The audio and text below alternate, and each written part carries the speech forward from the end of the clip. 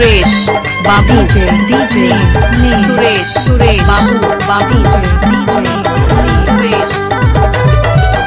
पियर है धोती सफेद कुर्ता पियर साफी गुंडेवानमा।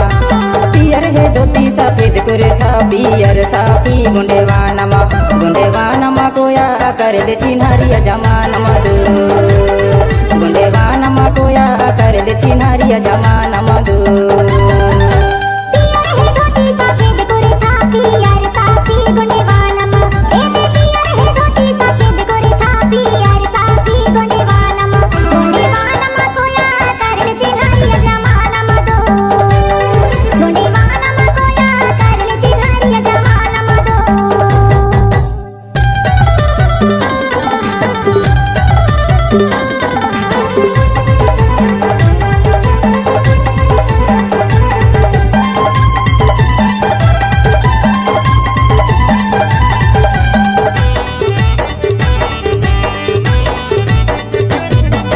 रार के हुम लगाएगा देवठानमा।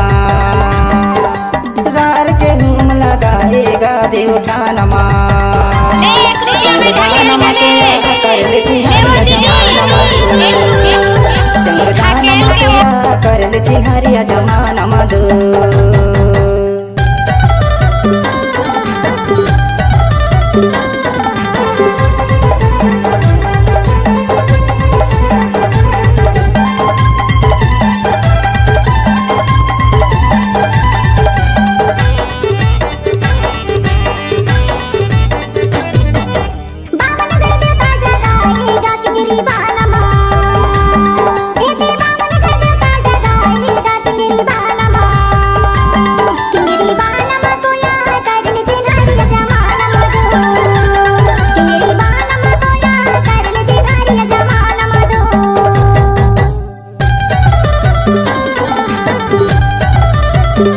DJ name Suresh Babu DJ name Suresh Babu DJ Suresh Babu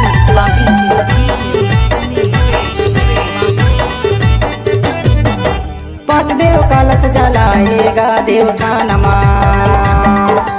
पांच देव कलश जलाएगा देवठानमा।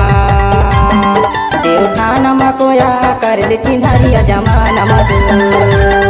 देवठानमा कोया कर ले चिन्हारिया जमानमा दो।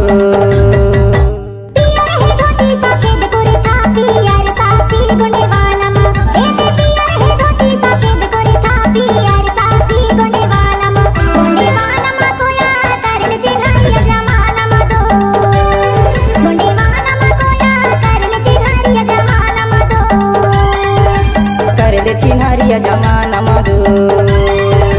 कर ले चिन्हारिया जमानमा दो। आपका क्या नाम है? कर ले चिन्हारिया जमानमा दो। मुझे सुरेश कर ले चिन्हारिया जमानमा